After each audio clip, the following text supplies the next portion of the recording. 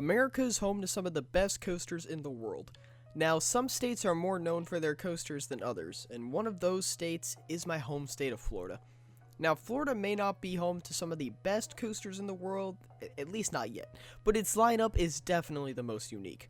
It has almost every kind of B&M you can think of, unique family rides and thrill rides, highly themed coasters, intense coasters, airtime-filled coasters. The state has it all.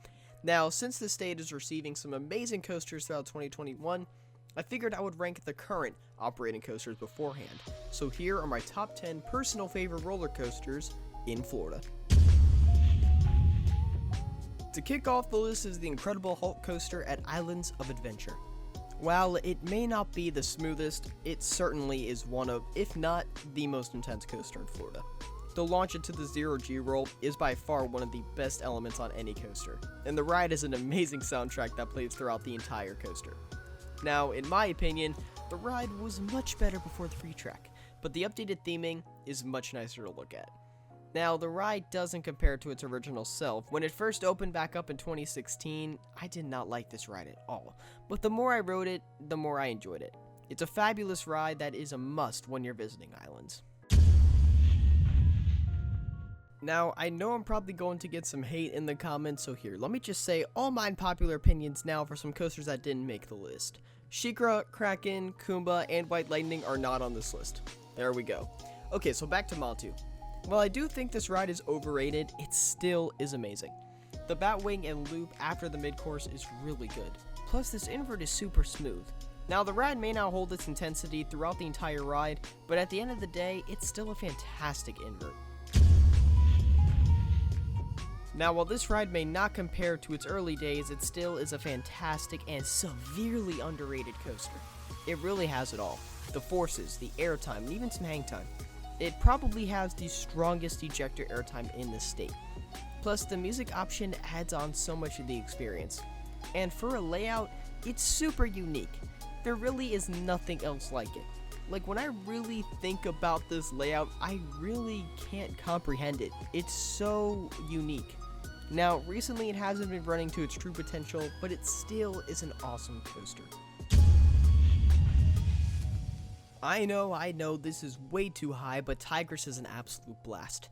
In my opinion, it's the only ride at Busch Gardens that's the full package. It has airtime, the forces, and hang time.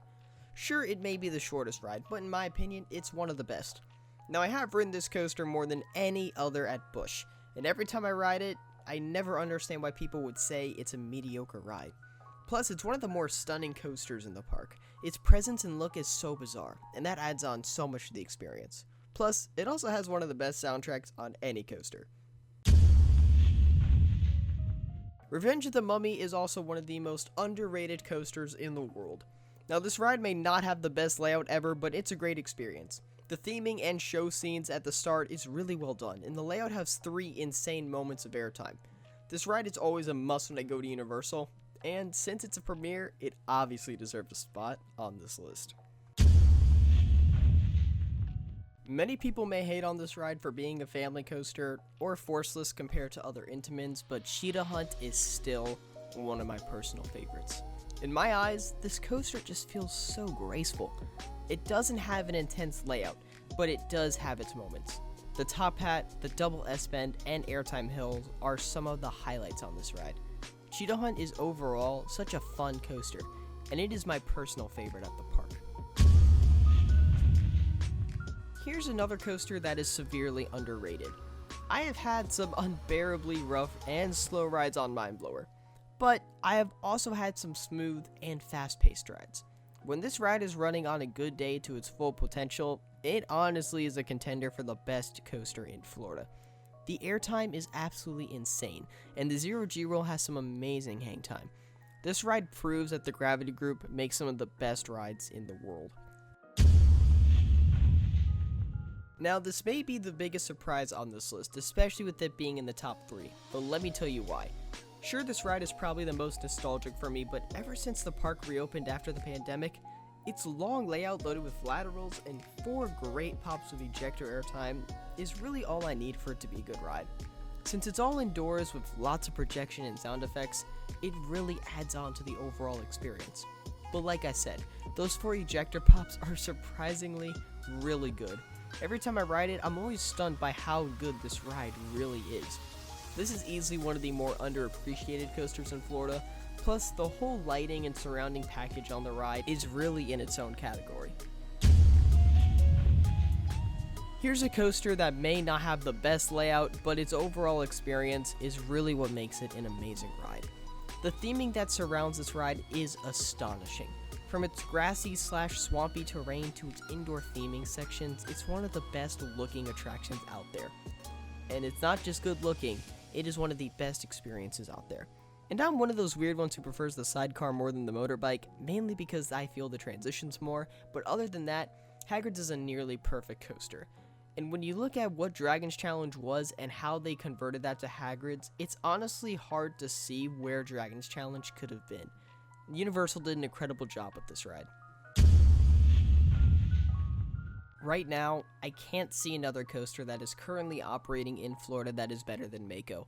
I have ridden Mako more than any other roller coasters. I just hit my 200th ride on it the other week. So I've experienced the lowest morning rides in the middle row and the fastest night rides in the front row.